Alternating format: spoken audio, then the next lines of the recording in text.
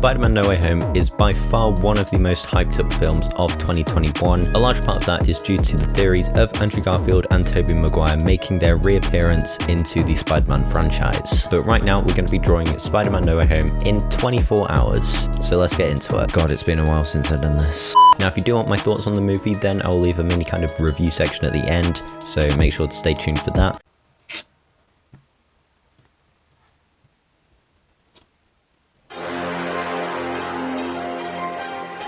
Now, since there are rumoured to be potentially 3 Spider-Men in the film, am I allowed to give away spoilers? So anyway, as there are 3 Spider-Men in the film, I decided to challenge myself and use 3 sheets of paper, making this the biggest drawing that I've ever done. I started off with Tom Holland's piece. Now this is going to be including Tom's Spider-Man, the 3 main spider suits in this film, as well as MJ, Ned, and Norman Osborn aka Green Goblin. I also decided to add Doctor Strange and Matt Murdock aka Daredevil for his cameo in the film. He doesn't really show up apart from that, but I think it would be pretty cool to see him later on.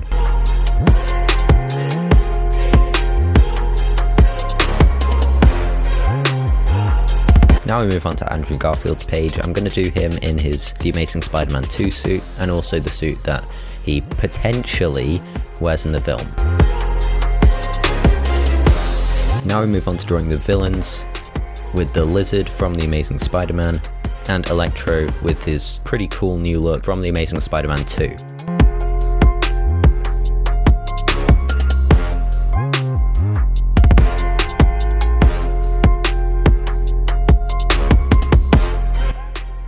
We also have Sandman from Spider-Man 3.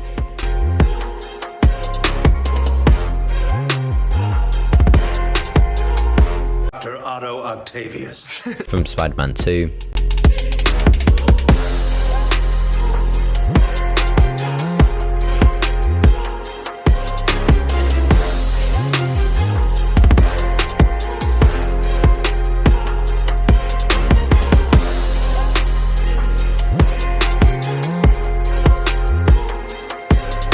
As well as the Green Goblin from the original Spider-Man.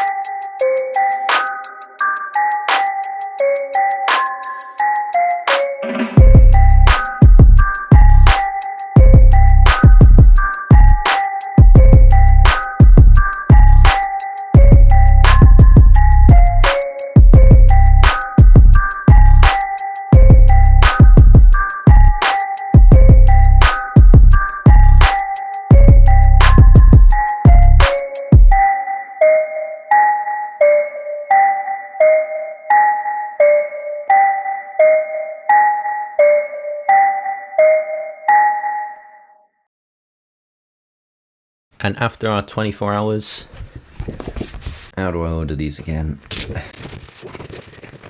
We have this. Let me just get some tape real quick.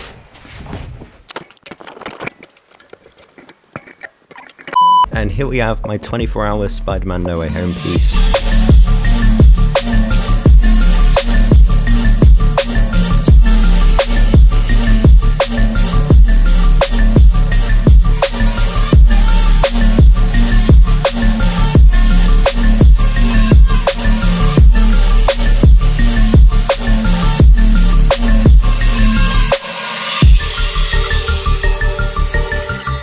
Now, I did really enjoy creating this, and I think it turned out pretty good, so let me know what you think about it in the comments down below.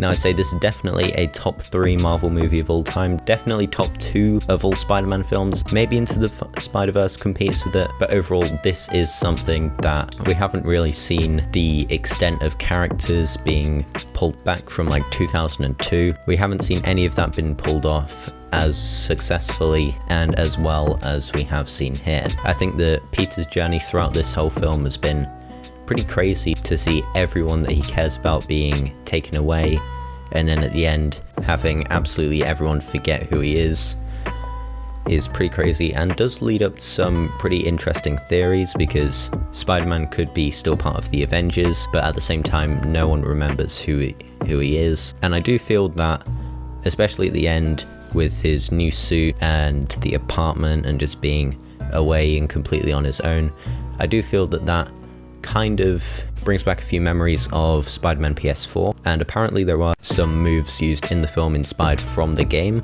which I feel work together really well. I also like how Peter's constant search for some kind of father figure is kind of abandoned at this point after seeing what Andrew and Toby's Spider-Man have been through and their kind of struggles as well. I feel like that had quite a deep impact on him and his kind of outlook. Now, I'm not really much of a reviewer myself, so I may have said some things that aren't really, like, I don't know, professional, but they're just a couple of my views. In conclusion, I really did like the film. It was definitely the best film of the year, and it's definitely opened up a brand new kind of era for the MCU, especially with the addition of like Venom and the possibility that other villains or other heroes had been taken in from the multiverse. And yeah, that concludes my pretty badly put together review of Spider-Man No Way Home. If you've got something to say about the film, leave it down in the comments below. I'd love to hear your views, but I've been rambling on for way too long now, so I'm gonna leave you here and see you all next time.